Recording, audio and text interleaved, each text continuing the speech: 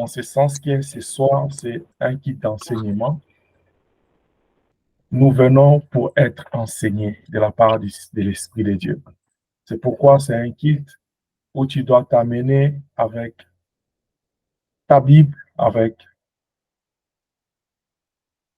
ton bloc-notes pour écrire, avec ton stylo, avec ton cœur pour apprendre. J'aimerais que nous puissions, avant d'entrer, que nous puissions aller dans les livres de Matthieu chapitre 20. Pourquoi on doit avoir un kit d'enseignement? Matthieu chapitre 20. Nous allons lire la Bible et nous allons peut-être lire beaucoup parce que c'est un kit d'enseignement. Mais avant que nous puissions avancer, il faut que nous puissions expliquer la pertinence de l'enseignement dans la parole de Dieu, dans la vie d'un chrétien. Matthieu chapitre 28, verset 20.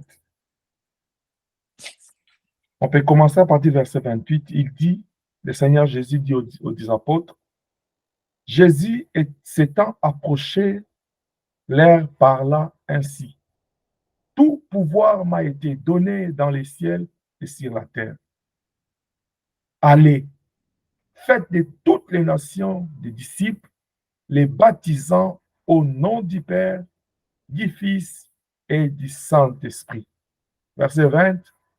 Enseignez-les à observer tout ce que je vous ai prescrit.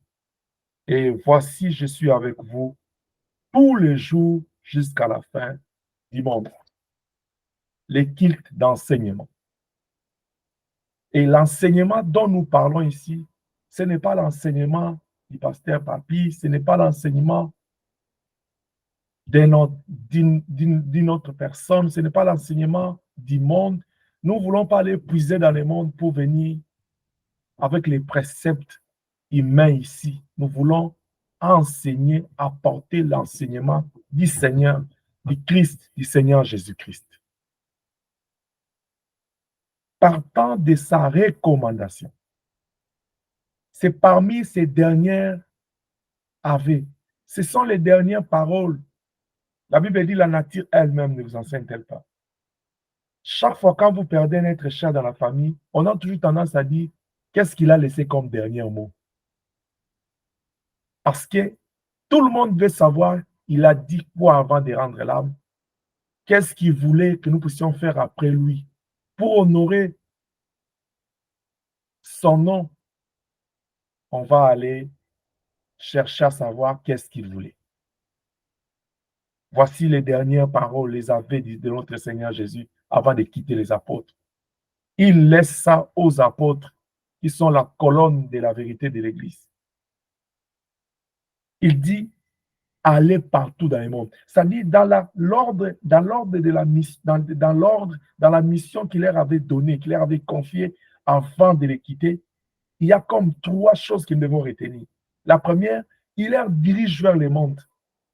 Pour aller faire quoi? Il dit, allez partout dans le monde, faites toutes les nations mes disciples. La mission que l'Église a, c'est d'aller dépeupler le monde et peupler le royaume de Dieu. Ce n'est pas d'aller dépeupler une église du Seigneur pour peupler son église. Ça, c'est quelque chose que j'ai déjà parlé beaucoup sur ça et je ne cesserai de répéter. J'ai toujours donné un exemple. Si cette église a 20 membres, je parle des membres, des véritables chrétiens, et l'église, par exemple, X du Seigneur, une église locale, a aussi 20 membres. C'est-à-dire, dans les comptes de Dieu, il y a au moins 40 fidèles pour lui. Et le Seigneur voudra que nous puissions encore ajouter plus, car la Bible dit dans l'église primitive, le Seigneur a ajouté du jour au jour le nombre de ceux qui étaient convertis. Alors, pour ajouter sur les 20 qui existent, nous devons aller dans les mondes. Nous devons aller chercher dans les mondes. Shalom. Shalom. Shalom. Shalom. Shalom. Nous devons aller chercher dans les mondes. Nous devons aller partout dans le monde. Faites de tous les nations mes disciples. Nous devons aller chercher. Si une église va vers le monde, gagne une âme, sur les 20 qui existaient, il a maintenant 21 âmes. L'autre aussi gagne 5, il y a 25 âmes. C'est-à-dire qu'il y a 6 âmes de plus. Mais si une église A va vers une église B, il va dépeupler là-bas pour grandir son église. C'est l'église locale qui grandit, mais l'église du Christ ne grandit pas parce que tu ne fais que déséquilibrer une église. Et en ce moment-là, il y a même des risques que l'église là qui est déséquilibrée puisse connaître un naufrage spirituel, puisse connaître un déséquilibre spirituel, et c'est le diable qui va en profiter. C'est pourquoi j'invite tous les chrétiens à diriger les regards vers le monde. C'est vers le monde que le Seigneur nous a envoyés. Il dit, allez partout dans le monde, faites de toutes les nations mes disciples. Après avoir les gagnés, il dit, baptisez-les. Parce que le baptême, c'est la confession publique de notre foi en Jésus-Christ. Il dit, baptisez-les au nom du Père et du Fils et du Saint-Esprit. On dit au nom. Il y a un nom. C'est au nom de Jésus-Christ. Le baptême chrétien, c'est fait au nom de Jésus-Christ. Parce que c'est le nom là qui représente le Père, le Fils et le Saint-Esprit. C'est le nom de la divinité. Après, au verset 20, il dit, enseignez-les. Il dit, enseignez-les. Il continue, il dit, tout ce que je vous ai prescrit. Le Seigneur s'identifie, il dit, enseignez-les tout ce que moi, le Seigneur, je vous ai prescrit. C'est-à-dire, les gens que nous, les personnes, les âmes que nous gagnons dans le monde, nous ne les gagnons pas pour nous. Nous ne les gagnons pas pour nos églises locales. Nous les gagnons pour la cause du royaume du ciel, pour la cause du royaume de Dieu. Et nous devons leur enseigner les choses que nous avons reçues de Dieu. Il dit, enseignez-leur tout ce que je vous ai prescrit. Dans le livre d'Exode, il apparaît à Moïse, il dit, construisez-moi les tabernacles. Au chapitre 25, au verset 10, il dit, selon le modèle d'en haut. 9, 10, il dit, selon le modèle d'en haut. C'est-à-dire, vous devez construire l'œuvre en fonction des modèles de Dieu, selon l'analogie de Dieu, selon la pensée de Dieu, parce que c'est Dieu qui est le propriétaire de son église. L'église est son œuvre. C'est pourquoi j'aime toujours dire, le visionnaire de l'église, c'est Dieu lui-même. Tout homme de Dieu, c'est un porteur de vision de Dieu. C'est pourquoi il dit à Pierre, il dit, tu es Pierre, si cette pierre, je bâtirai mon église. Il dit, je bâtirai. C'est lui qui a la vision de l'église, c'est lui, c'est Dieu. C'est lui qui bâtit, c'est lui. Nous ne sommes que des instruments que Dieu utilise. C'est pourquoi moi, j'aimerais utiliser les concepts porteurs de vision de Dieu. Ça t'aidera au moins à savoir que non, tu as quelque chose qui ne t'appartient pas et que tu auras à rendre compte au maître. Ça t'aidera à savoir comment te comporter par rapport au jour où le Seigneur apparaîtra. Ça te permettra de garder, de rester si tu gardes à l'attente du Seigneur parce que tu sais que le maître va venir pour te demander, tu as eu 5 talents, tu en as eu 20, qu'est-ce que tu as fait de cela? L'enseignement dont il parle, le Seigneur a dit, enseignez-leur tout ce que je vous ai prescrit. Voilà pourquoi les mercredis, nous allons nous donner ce devoir d'enseigner ce que le Seigneur a prescrit. Un jour dans le livre de Jean, il regarde les disciples et dit, j'ai encore beaucoup de choses à vous dire, mais vous ne pouvez pas les supporter. Quand le Saint-Esprit viendra, il vous rappellera tout ce que je vous ai dit et vous enseignera de nouvelles choses. Pendant l'équipe de l'enseignement, il est du devoir du Saint-Esprit de venir nous rappeler et de nous enseigner de nouvelles choses selon la volonté de Dieu. Parce que si vous allez dans le livre de Daniel, vous allez voir, Dieu dit à Daniel, il dit, garde cette prophétie, celle-là, vers le temps de la fin, la lumière apparaîtra. Il y a des choses qui sont écrites que le Saint-Esprit doit venir révéler. Et ça, ce n'est pas l'œuvre de l'homme. C'est pourquoi, toi en tant que chrétien, toi en tant que serviteur, servant de Dieu, quand tu lis la parole de Dieu, il ne faut pas méditer selon ta pensée. Des fois, nous méditons la parole, mais selon notre intelligence. Tu lis parce que tu connais bien l'anglais, le français, ta langue. Tu commences à comprendre ça selon ton intelligence parce que tu es intelligent.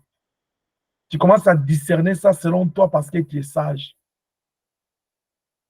Ne soyons pas sages aux yeux de Dieu. La Bible dit, enseignez-leur à observer tout ce que je vous ai prescrit. C'est que l'enseignement du Christ, ce n'est pas l'enseignement que l'homme amène à sa manière, il comprend à sa manière, mais c'est l'enseignement que l'Esprit te donne, te révèle, te communique sur base de la parole de Dieu. C'est pourquoi Pierre a raison de dire, c'est poussé par l'Esprit que les hommes ont parlé de la part de Dieu. C'est pourquoi la Bible dit dans 2 Timothée chapitre 3, verset 16, il dit, toute écriture est inspirée de Dieu, utile, 1, pour enseigner. Voici l'enseignement. 2, pour instruire. 3, pour convaincre. 4, pour corriger. La parole de Dieu a comme mission, 4 bonnes missions. 1, enseigner. Il dit enseignez-leur. Lui-même, tout au long de sa mission, de son séjour sur la terre, il n'a fait que passer le temps à enseigner. Il avait à peine 12 ans. Il était au temple tout autour des grands, en train d'enseigner. Vous savez, quand les gens l'ont vu, ils étaient étonnés de voir cette sagesse. Même ses parents, ils étaient étonnés de le voir parmi beaucoup de grandes personnes en train de libérer la parole. Et la Bible dit dans Luc que Jésus-Christ grandissait en sagesse, en connaissance, en stature, en grâce devant les hommes et devant Dieu.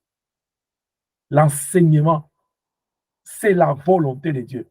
L'Église du Seigneur est malade aujourd'hui, c'est à cause des manques d'enseignement.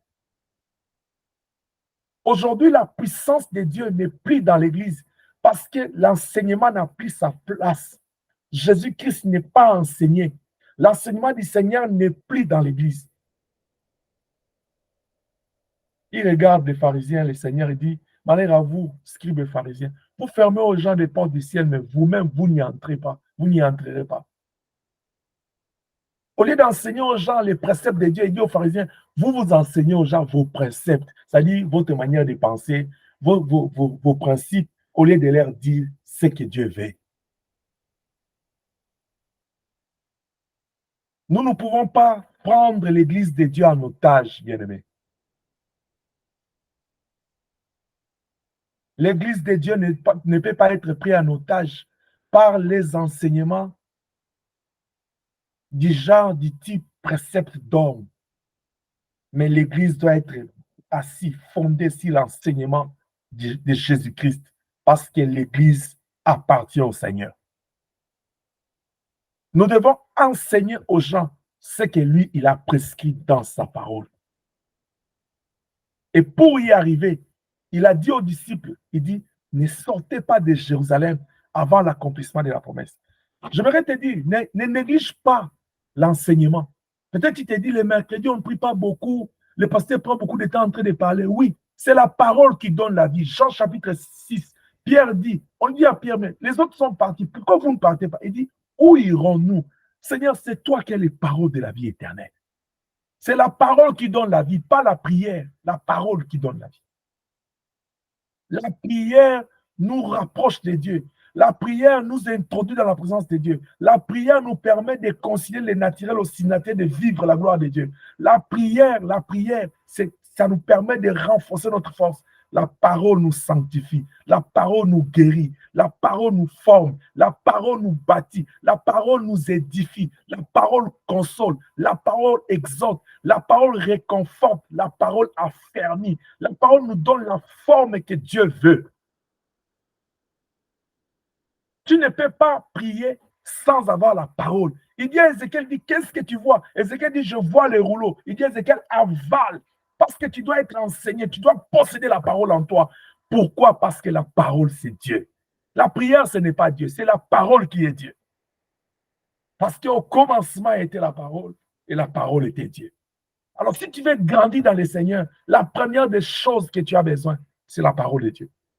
Certes, la prière est importante pour la croissance chrétienne. Certes, l'action du Saint-Esprit est importante. Il y a tant de choses, mais la parole est au premier point parce que c'est Dieu lui-même. Amen. Et la parole de Dieu est la prophétie par excellence. C'est-à-dire, il n'y a pas une autre prophétie qui viendra contredire la parole. Parce que c'est poussé par l'Esprit que les hommes ont parlé de la part de Dieu. Nous devons nous appliquer à l'enseignement. C'est pourquoi vous voyez Paul, il dit à Timothée, dans 2 Timothée chapitre 4, verset 13, il dit à Timothée, il dit, applique-toi à l'exhortation, à la prédication et à l'enseignement.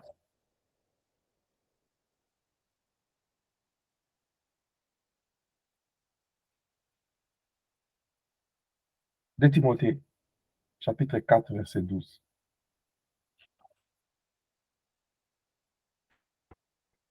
Non, 1 Timothée plutôt, chapitre 4, verset 12. Il dit, applique-toi. Il dit, jusqu'à ce que je ne vienne, applique-toi à la lecture, à l'exhortation et à l'enseignement. Jusqu'à ce que je ne vienne.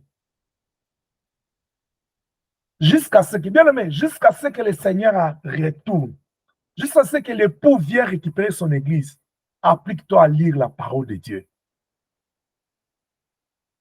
Avec le temps, je vais revenir parce que j'ai déjà enseigné sur ça. Si la différence entre lire la Bible, méditer la Bible, la différence entre la lecture, la méditation, l'enseignement, qu'est-ce que c'est le partage de la parole de Dieu, la prédication, l'exhortation, c'est quoi? Quelles sont les petites différences qui existent entre ces types de messages ou ces types de stratégies pour grandir dans la connaissance de Dieu? Mais ce soir, notre problème, c'est dans l'enseignement. La Bible dit toujours dans Timothée, 2 Timothée 4, il dit, prêche la parole pendant les temps favorables et en dehors des temps. Parce que vers les temps de la fin, les gens auront la démangeaison de la parole.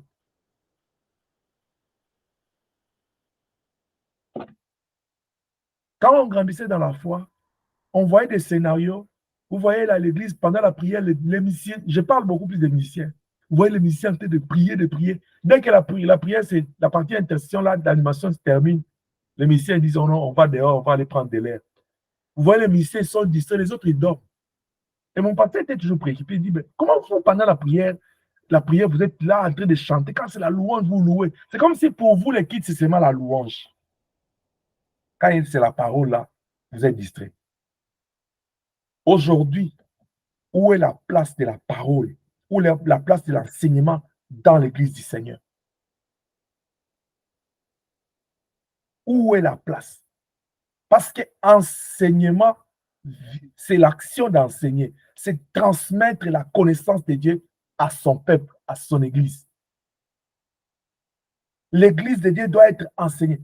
Le Seigneur a jugé bon lui-même dans les plans qu'il a donnés aux disciples. Il dit, après avoir les baptisés, enseignez-leur, s'il vous plaît, enseignez-leur. Et Timothée a reçu l'instruction de son père, Paul. Il dit, jusqu'à ce que je ne vienne. Prends maintenant cette parole-là, le Seigneur te parle, il me parle.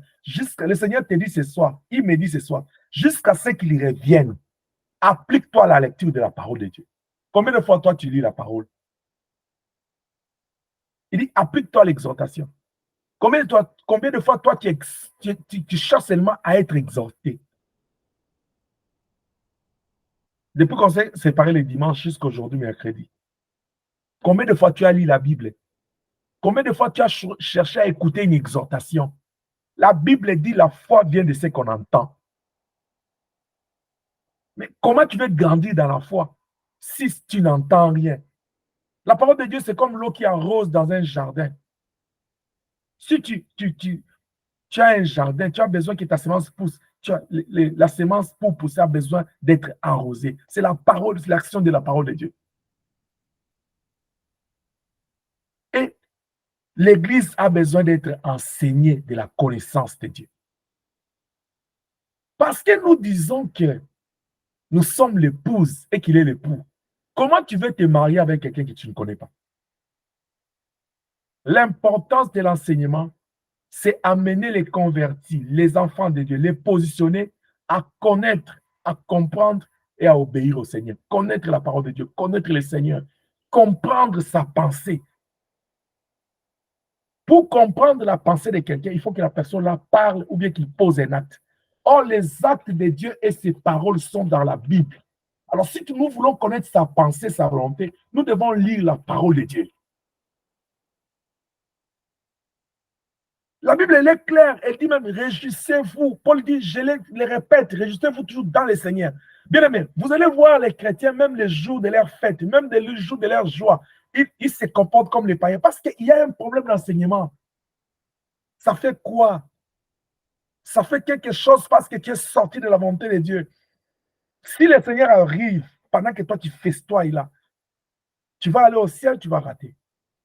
Vous allez voir quelqu'un en train de prier pour un problème. Dès que le Seigneur lui donne la solution, le jour où il va célébrer là, il est célèbre en oubliant celui qui a donné. Il est célèbre selon lui. Où est la gloire de Dieu dans vos fêtes? Tout cela parce que les gens, ils ne sont pas enseignés, ils ne sont pas affermis dans la parole. Parce que si quelqu'un est averti, on lui dit, réjouis-toi dans le Seigneur. Même sa fête, il va l'organiser sur la parole de Dieu.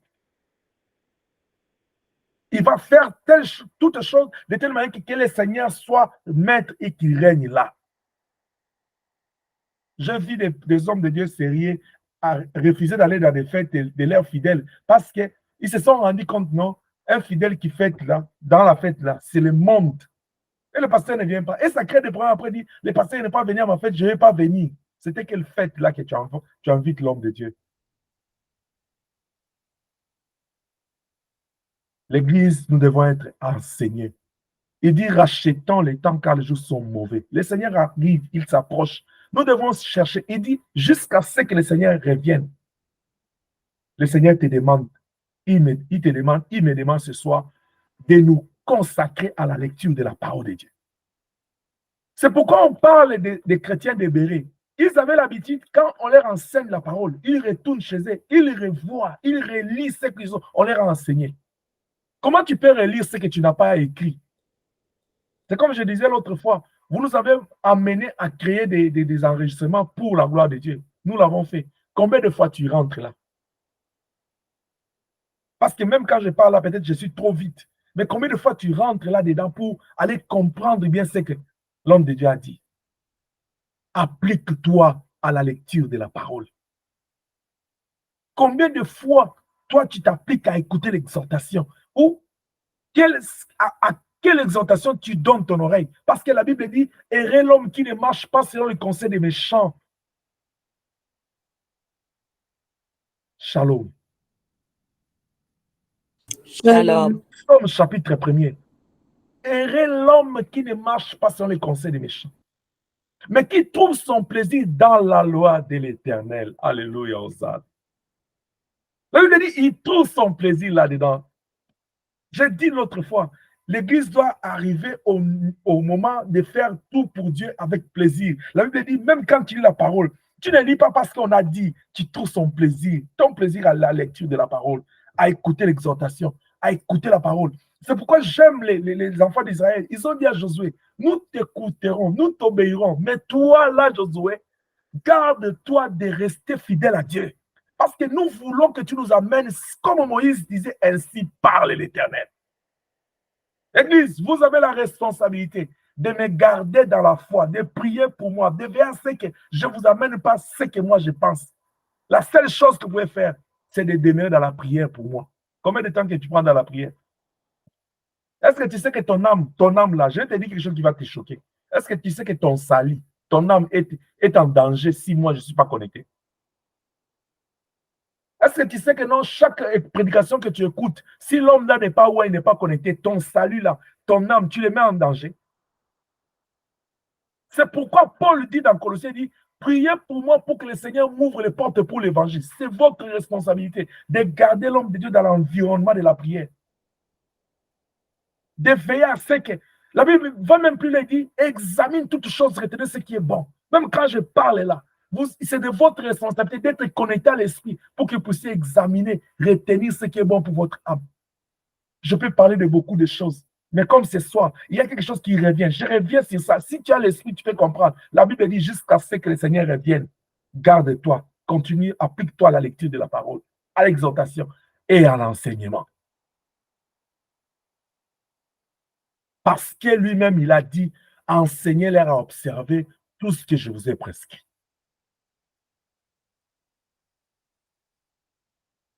L'importance de l'enseignement, c'est que ça nous permet de connaître Dieu, de le comprendre et de l'obéir.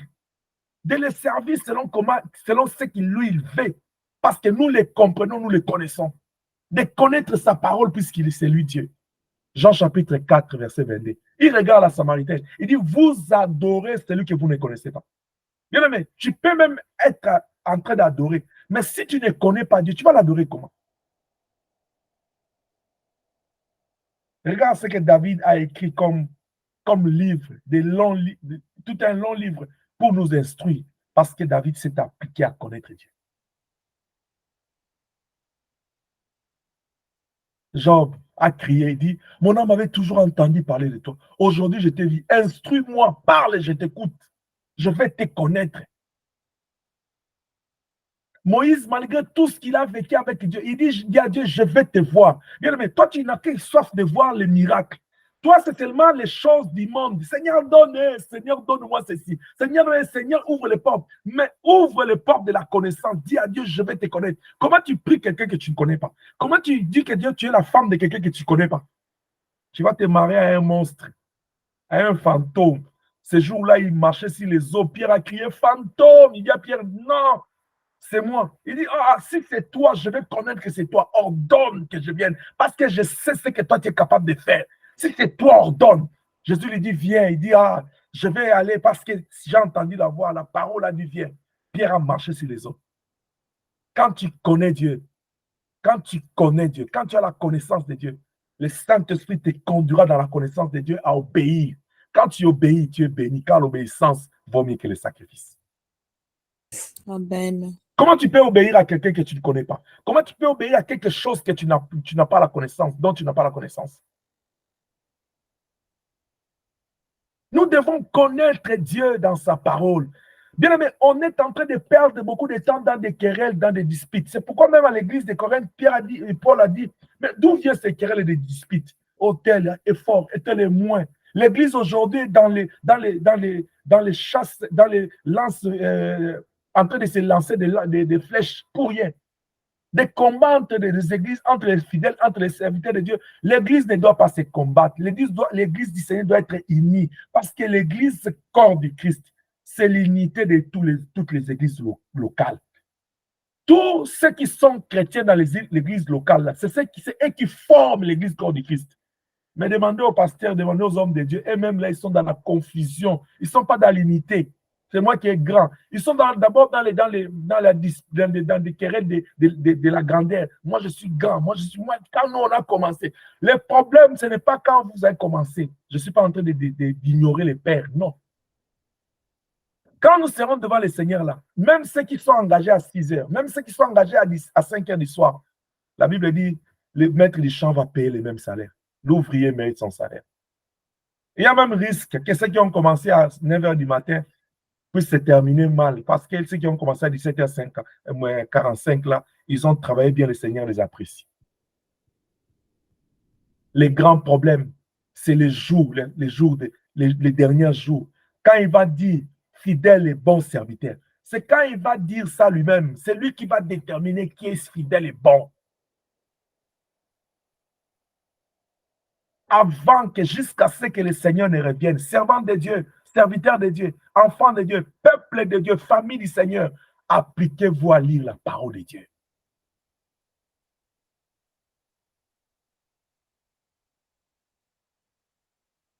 Je vais vous donner un témoignage. Vous savez, moi, avec mes enfants, ce que je fais, moi, mes enfants, ils viennent me dire bonjour en me lisant un verset chaque matin. C'est comme ça que je les élève. C'est-à-dire, si elles se réveillent, même si elles vont aller à l'école, même si comme je travaille jusqu'à la nuit là, je dois me réveiller le matin pour leur bénir, pour leur dire au revoir. Même sous mon sommeil là, ils viennent dire bonjour, papi.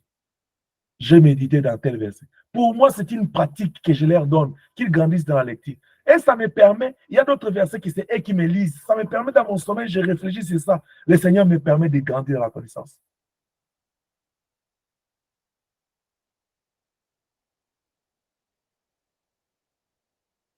Qu'est-ce que tu fais comme parent pour que tes enfants soient enseignés? La Bible dit, montre à l'enfant le chemin pendant qu'il est enfant, quand il va grandir pour qu'il ne puisse pas se détourner. Car il est écrit dans la parole, Dieu a créé des hommes droits mais ils se sont cherchés leurs propres détours. Et vous, enfants, écoutez, si vous avez des parents chrétiens, ils vous montrent le chemin de Dieu, profitez. Profitez. Il faut aller demander à ceux qui ont des parents païens, permettez-moi les termes, qui ne prient pas. Demande-leur comment ils ont souffert. Demande-leur comment ils ont passé des calvaires. Demande-leur comment ils souffrent pour que leurs parents connaissent le Seigneur. Demande-leur comment ils ont mené leur vie. Demande-leur. Si toi, tu as un parent qui prie, bénis le Seigneur. Est-ce que je parle à quelqu'un? Amen. Amen. Et profite de lui tout ce qu'il te donne. Si tu as un homme de Dieu qui t'enseigne la parole de Dieu, bénis le Seigneur. Parce que le monde tel qu'il est rendu là, la Bible dit l'iniquité, l'impie va gagner les liens saints, l'abomination va arriver jusque-là. Mais si tu as encore la grâce d'écouter la parole de Dieu, bénis le Seigneur. Parce qu'il y aura un temps, l'esprit et la grâce sera ôté. Il y aura seulement l'esprit s'il est des oliviers pour Israël. Le monde va peiner. Il y aura pénurie de la parole de Dieu. Je pèse mes mots. Je parle de la pénurie de la spiritualité. Il y en aura. Avant que le Seigneur ne ferme son arche et que l'époux revienne pour prendre l'épouse, Église, réveillons-nous. Appliquons-nous à la lecture de la parole de Dieu. Appliquons-nous à exhorter nos enfants, à nous exhorter. Appliquons-nous. Appliquons-nous à l'enseignement. La deuxième importance, je dis première importance de la parole de l'enseignement, c'est entraîner, c'est pour entraîner les convertis, les positionner, les enfants de Dieu à connaître Dieu, à comprendre Dieu et à obéir à sa volonté. Le deuxième avantage ou la deuxième importance de l'enseignement, Hébreux chapitre 5, versets 12 à 14. Hébreux 5, 12 à 14, si quelqu'un est là, il peut nous lire. Et nous allons aussi lire 1 Corinthiens 11, 29.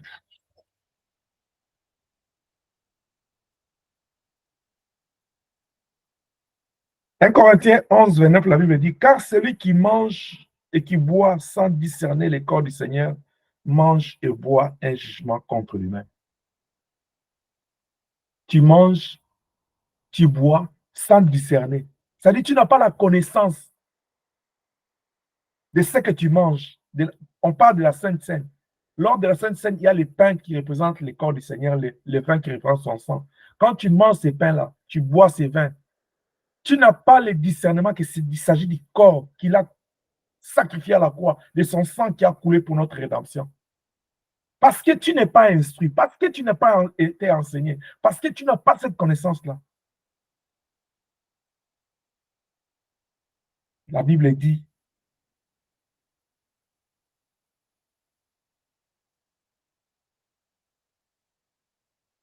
tu bois un jugement contre toi-même. C'est-à-dire, tu vas aller faire des choses qui vont te juger, qui vont te conduire devant la présence de Dieu pour ton jugement. Or, il a été dit dans Jean, il dit, quand le Saint-Esprit viendra, il vous convaincra sur le jugement. L'enseignement dont nous parlons, c'est l'enseignement du Seigneur. Or, le Seigneur, c'est l'Esprit. C'est-à-dire, c'est l'enseignement basé sur la parole de Dieu, poussé par l'Esprit que les hommes ont parlé.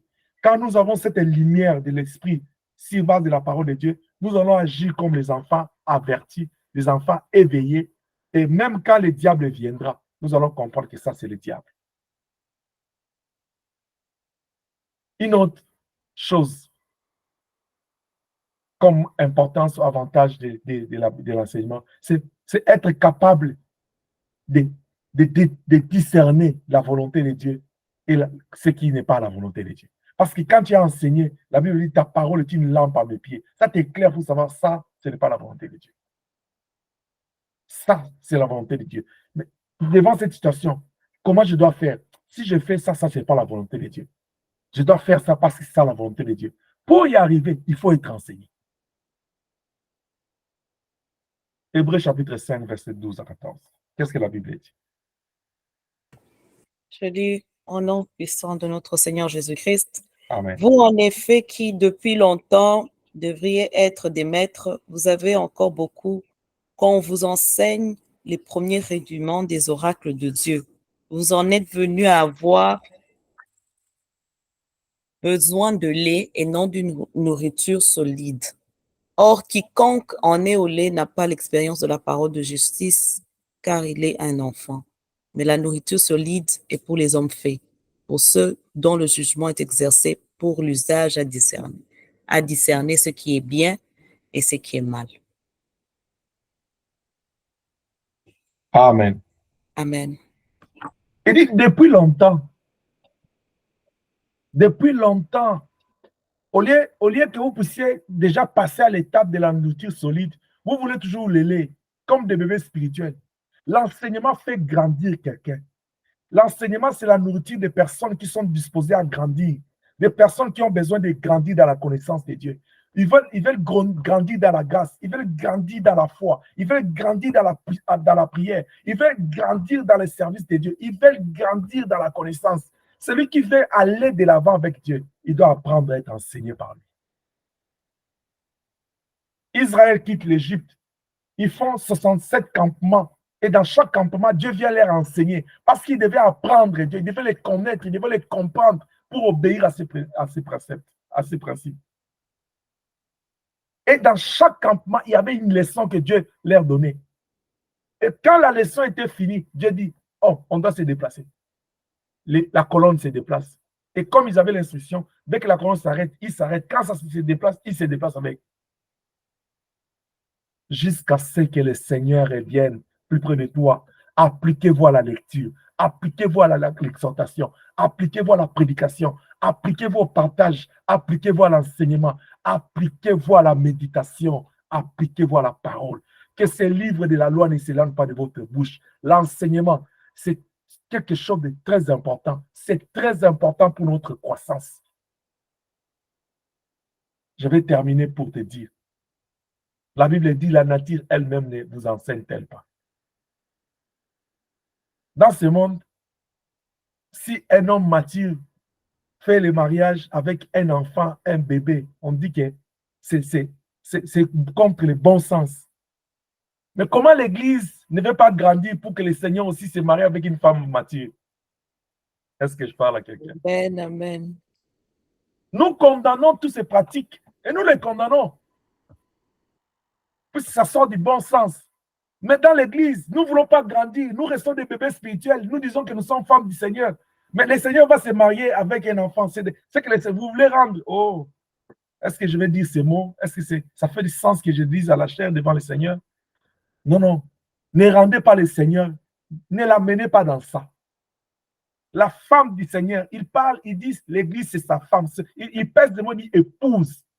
Donc, quand le Seigneur s'élève, l'épouse doit être à la grandeur du roi. La reine, là, qui est l'Église, doit grandir. Alors, pour grandir, nous avons besoin de la nourriture solide. Pas la nourriture que nous voulons écouter, pas ce qui plaît à nos oreilles. Non, non, ce que le Seigneur veut nous dire. C'est pourquoi il a dit, quand le Saint-Esprit viendra, il vous rappellera tout ce que je vous ai dit et vous enseignera de nouvelles choses.